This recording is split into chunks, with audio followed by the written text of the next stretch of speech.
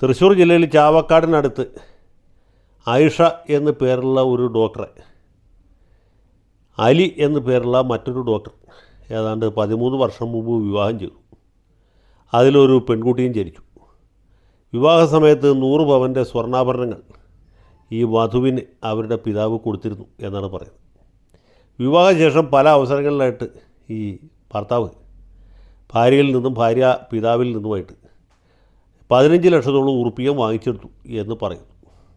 നമുക്ക് കൃത്യം അറിയില്ല, ചിലപ്പോൾ 15 തികച്ചുണ്ടാവില്ല, 14.25 13.5 വല്ലതോ കാണാൻ സാധ്യതയുള്ളൂ. ഏതായാലും തരക്കില്ലാത്തൊരു സംഖ്യ ഈടാക്കിയിട്ടുണ്ടെന്ന് പറയുന്നു. അതൊക്കെ തർക്ക വിഷയമാണ്. ഒന്നുകിൽ നാട്ടുമധ്യസ്ഥന്മാർ വഴിക്കോ അല്ലെങ്കിൽ കോടതി വഴിക്കോ പരിഹരിക്കേണ്ട കാര്യങ്ങളാണ്. അതിനുശേഷം ഇയാൾ ഈ നിലവിലുള്ള ഭാര്യയോട് ഒരു വാക്കുപോലും പറയാതെ, അവരുടെ മാതാപിതാക്കളെ അറിയിക്കാതെ, അല്ലെങ്കിൽ അവരുടെ മഹല്ല് കമ്മിറ്റിയെ അറിയിക്കാതെ കോഴിക്കോടിനടുത്ത് ഏതോ സ്ഥലത്ത് നിന്ന് രണ്ടാമതൊരു സ്ത്രീയെ വിവാഹം കഴിച്ചു. ഇപ്പോൾ ഇയാൾക്ക് നിയമപരമായിട്ട് 2 ഭാര്യമാരുണ്ട്. ഒന്ന് ഇയാൾ ആദ്യം വിവാഹം ചെയ്ത ഡോക്ടർ ആയിഷ, മറ്റേത് പുതിയതായിട്ട് കല്യാണം കഴിച്ച പുതുമണവട്ടി. ഈ വിവരം അറിഞ്ഞ് ഡോക്ടർ ആയിഷ ചാവക്കാട് മജിസ്ട്രേറ്റ് കോടതിയെ സമീപിച്ച് ഡൊമസ്റ്റിക് വയലൻസ് ആക്ട് പ്രകാരമായിരിക്കണം ഇയാളുടെ വീട്ടിൽ കയറി താമസിക്കാനായിട്ടൊരു ഉത്തരവ് സമ്പാദിച്ചു. ഈ ഉത്തരവുമായിട്ട് വന്നപ്പോൾ അത് പോലീസ് സഹായത്തോടെ നടപ്പാക്കപ്പെടേണ്ട ഒന്നാണ്. ഇവർ ആ വീട്ടിൽ ചെന്നപ്പോൾ അയാൾ വീട് പൂട്ടി നാടുവിട്ടു. അത് സ്വാഭാവികമായിട്ടും മിക്കവാറും ഭർത്താക്കന്മാർ ചെയ്യുന്ന കാര്യമാണ്. ഡോക്ടർ അലി മാത്രമല്ല, പല കേസുകളിലും ഞാൻ കണ്ടിട്ടുണ്ട്. ഭാര്യ പ്രൊട്ടക്ഷൻ ഓർഡറായിട്ട് വരുമ്പോൾ ഭർത്താവ് ജീവരക്ഷാർത്ഥം അവിടെ നിന്ന് രക്ഷപ്പെട്ടു. അങ്ങനെ പോയതാണെന്ന് ഞാൻ വിചാരിക്കുന്നു. പിന്നീട് അദ്ദേഹം ആ വീട്ടിലേക്കുള്ള വാട്ടർ സപ്ലൈ കട്ട് ചെയ്തു, ആ ഇലക്ട്രിസിറ്റി സപ്ലൈയും കട്ട് ചെയ്തു. ഇപ്പോൾ ഡോക്ടർ ആയിഷ എല്ലാ ദിവസവും രാവിലെ ഇയാളുടെ വീടിൻ്റെ ഗേറ്റിന് പുറത്ത് വന്ന് അവിടെ ഒരു പോസ്റ്റർ എഴുതി ഒട്ടിച്ചിട്ടുണ്ട്. അവിടെ നിൽപ്പ് സമരം നടത്തിക്കൊണ്ടിരിക്കുകയാണ്. അപ്പോൾ ഇത് നമ്മുടെ മറുനാടൻ മലയാളിയാണ് ആദ്യം റിപ്പോർട്ട് ചെയ്തത്. സാധാരണ മാധ്യമങ്ങളൊന്നും ഇങ്ങനെയുള്ള കാര്യങ്ങൾ റിപ്പോർട്ട് ചെയ്യില്ല. കൈരളി ചാനലോ ജനം TV പോലും കൊടുക്കില്ല. ഏഷ്യാനെറ്റ്, മലയാള മനോരമ, മാതൃഭൂമി മുതലായ വരണ്യവർഗത്തിൻ്റെ സ്ഥാപനങ്ങൾ സാധാരണ ഒട്ടും കൊടുക്കില്ല. പത്രമാധ്യമങ്ങളും ഒക്കെ ഇത് കണ്ണടയ്ക്കും, അല്ലെങ്കിൽ പിന്നെ രാഷ്ട്രീയമായിട്ട് എന്തെങ്കിലും വിരോധം ഉണ്ടെങ്കിൽ കൊടുക്കും. ഏതായാലും മറുനാടൻ മലയാളിക്ക് അങ്ങനെയുള്ള അജണ്ടകളൊന്നും ഇല്ലാത്തതുകൊണ്ട് എന്തോ അവിടെ വാർത്ത വന്നു. ഇത് നമ്മുടെ പുതിയ ഭാഷയിൽ പറഞ്ഞ വൈറലായി.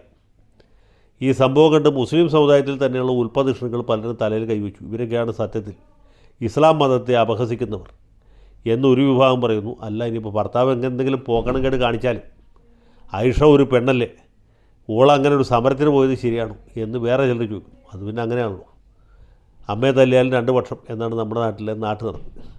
അപ്പോൾ ഇങ്ങനെ പല അഭിപ്രായങ്ങളും ഉണ്ടാകുന്നത് സ്വാഭാവികമാണ്. അതിനുശേഷം പിന്നെ മറ്റ് ചാനലുകാർ ഏറ്റുപിടിച്ചു. റിപ്പോർട്ടർ ചാനൽ വന്നു, അതുപോലെ ന്യൂസ് മലയാളം വന്നു, എന്തിന് ഏഷ്യാനെറ്റ് വരെ അത് ഏറ്റുപിടിക്കാൻ നിർബന്ധിതമായി. ഇപ്പോൾ എല്ലാ ചാനലുകളിലും ആയിഷയാണ് താരം. ഡോക്ടർ അലി കാണുന്നില്ല, അദ്ദേഹം നികുംഭിലയിലാണ്, എവിടെ ഒളിവിലിരിക്കുകയാണ്. അദ്ദേഹത്തിന് റോഡിലിറങ്ങിടക്കാൻ പറ്റാത്ത അവസ്ഥ. അതാണ് ഇതിലെ ഒരു കൗതുകകരമായിട്ടുള്ള കാര്യം. ഭാര്യ ധൈര്യസമേതം TV ചാനലുകളുടെ മുമ്പിൽ വന്ന് ഇയാൾ ഇന്ത്യൻ്റെ ഇതിൽ എന്നെ പറ്റിച്ചു, നിലവിൽ ഞാൻ ഭാര്യയായിട്ടിരിക്കുമ്പോൾ ഇയാൾ വേറെ വിവാഹം കഴിച്ചു, എൻ്റെ മഹല്ല് കമ്മിറ്റിക്കാരെ അറിയിച്ചില്ല, ഈ കല്യാണം നടത്തി കൊടുത്ത പെണ്ണിൻ്റെ മഹല്ലുകാരെ എന്തോ വലിയ തെറ്റ് ചെയ്തു എന്നൊക്കെ പറയും. അപ്പോൾ ഞാനിവിടെ പറയാൻ പോകുന്നത് ഇതിൻ്റെ നിയമവശവും ഇതുപോലുള്ള സംഭവങ്ങൾ നമ്മുടെ നാട്ടിൽ ആവർത്തിച്ച് നടക്കുന്നതിനെക്കുറിച്ചുമാണ്. തീർച്ചയായിട്ടും ഡോക്ടർ ആയിഷയുടേത് ഒറ്റപ്പെട്ടൊരു സംഭവമല്ല. ഇപ്പോൾ ഇവർ ഡോക്ടറായതുകൊണ്ടും തൻ്റെ ഇടം ഉള്ളതുകൊണ്ടും കോടതിയിൽ പോകാൻ പാങ്ങുള്ളതുകൊണ്ടും അത്യാവശ്യം സാമ്പത്തിക സൗകര്യം ഉള്ളതുകൊണ്ടുമാണ് മജിസ്ട്രേറ്റ് കോടതിയിൽ പോയി അനുകൂല ഉത്തരവ് മേടിച്ച് ഭർത്താവിൻ്റെ വീട്ടിൽ കയറി താമസിച്ചുകളെ എന്ന് വിചാരിച്ച്. സാധാരണ സ്ത്രീകൾക്ക് അത് പറ്റിയില്ല. ഇനി അഥവാ അങ്ങനെ ആരെങ്കിലും ചെയ്താൽ തന്നെ അത് പത്രത്തിൽ വാർത്തയാവില്ല, മറുനാടൻ മലയാളിയിൽ പോലും വാർത്തയാവില്ല. അപ്പോൾ ചാവക്കാട്ട് ഇങ്ങനൊരു സംഭവമുണ്ട് എന്നറിഞ്ഞ് മറുനാടൻ മലയാളികളുടെ റിപ്പോർട്ടർ അവിടെ ചെന്ന് ആ വാർത്ത ക്യാരി ചെയ്തുകൊണ്ടാണ് മറ്റ് ചാനലുകാർ ഇത് ഏറ്റുപിടിക്കേണ്ടി വന്നത്. അങ്ങനെയാണതൊരു സാമൂഹ്യ വിഷയമായിട്ട് മാറിയത്. ഇത് എൻ്റെ അറിവിൽ, എൻ്റെ അനുഭവത്തിലുണ്ടായ ഒരു സംഭവം പറയാം. ഏതാനും വർഷങ്ങൾക്ക് മുമ്പാണ്. നമ്മുടെ കേരള ശബ്ദം വാരിക അതിൻ്റെ പ്രതാപത്തിൽ നിന്നിരുന്ന സമയത്ത്, ഡോക്ടർ രാധാകൃഷ്ണൻ ജീവിച്ചിരുന്ന സമയത്ത്, ഒരു ദിവസം ഞാൻ എറണാകുളത്ത് നിന്ന് ആലുവയ്ക്ക് പോകുന്ന വഴിക്കാണ് എൻ്റെ ഓർമ്മയിൽ വൈകുന്നേരം ഒരു 4:30 മണി 5 മണി സമയത്ത് ഒരാൾ വിളിക്കുന്നു. അദ്ദേഹം മലപ്പുറം ജില്ലക്കാരനായ ഒരു മതപണ്ഡിതനാണ്. ഒരു സുന്നി മുസ്ലിയാരാണ്. അദ്ദേഹത്തിൻ്റെ മകളെ മറ്റൊരു പണ്ഡിതൻ്റെ മകൻ വിവാഹം കഴിച്ചു. ഈ വരൻ്റെ പിതാവ് എന്ന് പറയുന്നത് EK സമസ്തയുടെ ഒരു അത്യുന്നത നേതാവാണ്. അദ്ദേഹത്തിൻ്റെ പേരും പറഞ്ഞു. മകന് മുസ്ലിയാരാണ്. അങ്ങനെ മുസ്ലിയാരുടെ മകളെ മറ്റൊരു മുസ്ലിയാരുടെ മകനായ മുസ്ലിയാർ കല്യാണം കഴിക്കും. ആ സമയത്ത് കുറേ അധികം സ്വർണ്ണാഭരണങ്ങളും പണവും ഇയാൾ വാങ്ങിയിരുന്നു. കാര്യം ഇസ്ലാമിൽ സ്ത്രീധനം പാടില്ല എന്നൊക്കെ പറയുമെങ്കിലും നല്ല കാശ് കിട്ടാതെ മുസ്ലിയാക്കന്മാർ പോലും മക്കളെ കല്യാണം കഴിച്ചു കൊടുക്കില്ല. മാത്രമല്ല ഇയാൾ സ്ഥാനത്തിരിക്കുന്ന മുസ്ലിയാരാണല്ലോ, വേറൊരു ഉപ്പയല്ല. അപ്പോൾ അങ്ങനെ കല്യാണം കഴിക്കുന്നു. അത് കഴിഞ്ഞ് 2 ആൺകുട്ടികൾ ജനിക്കുന്നു. കുറച്ച് ദിവസം കഴിഞ്ഞപ്പോൾ ഈ ഭർത്താവിന് ഭാര്യയിലുള്ള കമ്പം തീരുന്നു. അങ്ങനെ ഭാര്യയെ അവിടെ നിന്ന് പോച്ച് പുറത്താക്കും. ഇവർ വീട്ടിൽ പോകും. എന്നാൽ ആ സ്വർണ്ണാഭരണങ്ങളും പണവും തിരിച്ചു കൊടുത്ത് ബന്ധം ഒഴിവാക്കാൻ അയാൾ കൂട്ടാക്കില്ല. അവിടെയാണ് പ്രശ്നം. ബന്ധം ഒഴിവാക്കിയാൽ മതിയായിരുന്നു. അന്ന് മുത്തലാഖ് നിരോധിച്ചിട്ടില്ലെന്നാണ് എൻ്റെ ഓർമ്മ. ഇനി മുത്തലാഖല്ല, ഓരോ തലാഖ് വെവ്വേറെ ചെയ്താലും കുഴപ്പമൊന്നുമില്ല. അതും അയാൾ കൂട്ടാക്കില്ല. ഈ മതപണ്ഡിതനായ ഭർത്താവ് മതപണ്ഡിതൻ്റെ മകളായ ഭാര്യയെ തലാഖ് മുഖേന ഒഴിവാക്കിയില്ല.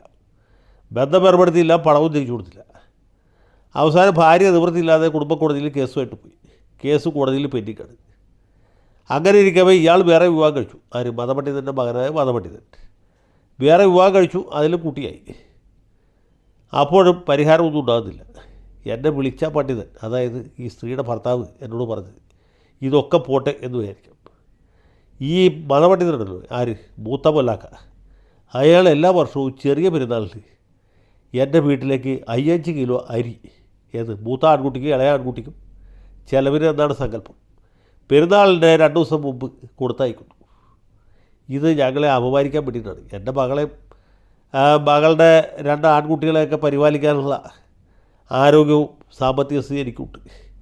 ഇങ്ങനെ 5 കിലോ അരി തന്ന് ഞങ്ങളെ അവമാനിക്കുന്നത് എന്തിനാണെന്ന് എത്ര ആലോചിച്ചിട്ടും മനസ്സിലാവുന്നില്ല. ഞാൻ പഠിച്ച ഖുറാനിലോ ഹദീസിലോ ഇങ്ങനൊരു കാര്യമില്ല. ഇത് വളരെ സങ്കടത്തോടെ അദ്ദേഹം പറഞ്ഞു. ഇത് എന്തെങ്കിലും മാധ്യമത്തിൽ കൊണ്ടുവന്ന് ഏതെങ്കിലും തരത്തിൽ സഹായം ചെയ്തു തരാമോ എന്ന് അദ്ദേഹം ചോദിച്ചു. അപ്പോൾ ഞാൻ ആലോചിച്ചപ്പോൾ ഇത് മാതൃഭൂമിയിലോ മലയാള മനോരമയിലോ ഒന്നും കൊടുക്കില്ല, ചന്ദ്രികയിലോ മാധ്യമത്തിലോ സുപ്രഭാതത്തിലോ സിറാജിലോ വരില്ല. പിന്നെ വല്ല ജന്മഭൂമിയിൽ കൊടുത്തിട്ട് കാര്യമില്ല. അപ്പോഴാണ് എനിക്ക് പെട്ടെന്ന് ഡോക്ടർ രാജകൃഷ്ണൻ്റെ മുഖം ഓർമ്മ വന്നത്. ഞാൻ ഉടനെ അദ്ദേഹത്തെ വിളിച്ചു. ഇങ്ങനൊരു സംഭവമുണ്ട്, എന്ത് ചെയ്യാൻ പറ്റും? അദ്ദേഹം പറഞ്ഞു പ്രശ്നമൊന്നുമില്ല, ഞാൻ നോക്കിക്കൊള്ളാം എന്ന് പറഞ്ഞ് മലപ്പുറം കേരള സമുദ്രത്തിൻ്റെ മലപ്പുറം ലേഖനായിരുന്ന കോയാമു കുന്നത്തിന് അങ്ങോട്ടേക്ക് അയച്ചു. കോയാമു അവിടെ പോയിട്ട് ഈ മൊഴി ചൊല്ലപ്പെട്ട സ്ത്രീയുടെയും മൊഴി ചൊല്ലിയ ഭർത്താവിൻ്റെയും അവരുടെ പിതാവായ മതപണ്ഡിതൻ്റെ ഒക്കെ പടങ്ങൾ ചേർത്തിട്ട് വമ്പിച്ച ഒരു സചിത്ര ലേഖനം കേരള ശബ്ദത്തിൽ അച്ചടിച്ചു. പിന്നീട് അതിനായി എനിക്കറിയില്ല, ഒരുപക്ഷെ EK സമസ്തയുടെ മറ്റ് നേതാക്കന്മാർ ഇടപെട്ട് പ്രശ്നം ഒത്തീർപ്പാക്കി കാണും എന്ന് ഞാൻ വിചാരിക്കും. എനിക്ക് അങ്ങനെ വിചാരിക്കാനാണ് ആഗ്രഹം. പിന്നീട് മറ്റേ ഭാര്യയുടെ പിതാവായ മതപണ്ഡിതനെ എന്നെ വിളിക്കുകയും ചെയ്തില്ല. എനിക്കൂടെ ആ സമയത്ത് എൻ്റെ മൊബൈൽ ഫോൺ നഷ്ടപ്പെട്ടു. ഒരുപക്ഷെ നമ്പർ പോയതുകൊണ്ടായിരിക്കും അദ്ദേഹം വിളിക്കാത്തതെന്ന് ഞാൻ വിചാരിക്കും. അപ്പോൾ ഇങ്ങനെയുള്ള സംഭവങ്ങൾ നമ്മുടെ നാട്ടിൽ നടക്കുന്നുണ്ട്. ഡോക്ടർ ഐഷയുടെ കാര്യം ഒറ്റപ്പെട്ട ഒരു സംഭവമല്ല. മുത്തലാഖ് നിരോധിച്ചു എന്ന് വെച്ചാൽ സ്ത്രീകളുടെ പ്രശ്നം, മുസ്ലിം സ്ത്രീകളുടെ പ്രശ്നങ്ങളെല്ലാം പരിഹരിക്കപ്പെടുമെന്നല്ല അതിൻ്റെ അർത്ഥം. ഇനി ഡോക്ടർ ഐഷയുടെ വിഷയത്തിലേക്കാണ് വന്നാൽ അതിൽ നിയമപരമായ ചില സമസ്യകളുണ്ട്. ഒരു മുസ്ലിം പുരുഷന് ഒരു സമയത്ത് 4 ഭാര്യമാർ വരെ ആകാം എന്നാണ് ഖുറാനിൽ പറഞ്ഞിട്ടുള്ളത്, അല്ലെങ്കിൽ അതാണ് ഇസ്ലാമിക ശരീഅത്തിൽ പറഞ്ഞിട്ടുള്ളത്. അതുകൊണ്ട് ഈ ഡോക്ടർ അലി 2ാമത് വിവാഹം കഴിച്ചത് നിയമദൃഷ്ട്യ തെറ്റല്ല. നിയമപരമായി 2ാമത്തെ വിവാഹത്തിന് സാധുതയുണ്ട്. അതിന് നിലവിലുള്ള ഭാര്യയുടെയോ അല്ലെങ്കിൽ അവരുടെ മാതാപിതാക്കളുടെയോ അവരുടെ മഹല്ല് കമ്പനിക്കാരുടെയോ ഒന്നും അനുവാദവും ആവശ്യവുമല്ല. അതാണ് ഒരു പ്രശ്നം. 2ാമത് ഭാര്യയെ ഭർത്താവ് തലാക്ക് ചെയ്തോളണം എന്ന് നിർബന്ധിക്കാൻ പറ്റിയില്ല. തലാക്ക് ചെയ്യാതെ തന്നെ അയാൾക്ക് വേറെ വിവാഹം കഴിക്കാം, അതിന് തടസ്സമില്ല. അയാളെ കൂടെ നിർബന്ധിച്ച് തലാക്ക് കഴിക്കാനും പറ്റില്ല. ഒന്നുകിൽ dissolution of Muslim marriage act പ്രകാരം കോടതിയിൽ പരാതി കൊടുത്ത് ബന്ധം ഒഴിവാക്കണം. അതല്ലെങ്കിൽ ഇപ്പോൾ പുതിയ നിയമം അനുസരിച്ച് ഒന്നുകിൽ ഫസഹ് ചെയ്തിട്ട് അല്ലെങ്കിൽ കുല എന്ന് പറഞ്ഞൊരു പരിപാടി അത് ചെയ്ത് ബന്ധം അവസാനിപ്പിക്കണം. പിന്നെ കൊടുത്ത പണവും തിരിച്ചിട്ട് അതിന് കുടുംബ കോടതിയിൽ കേസ് കൊടുക്കണം.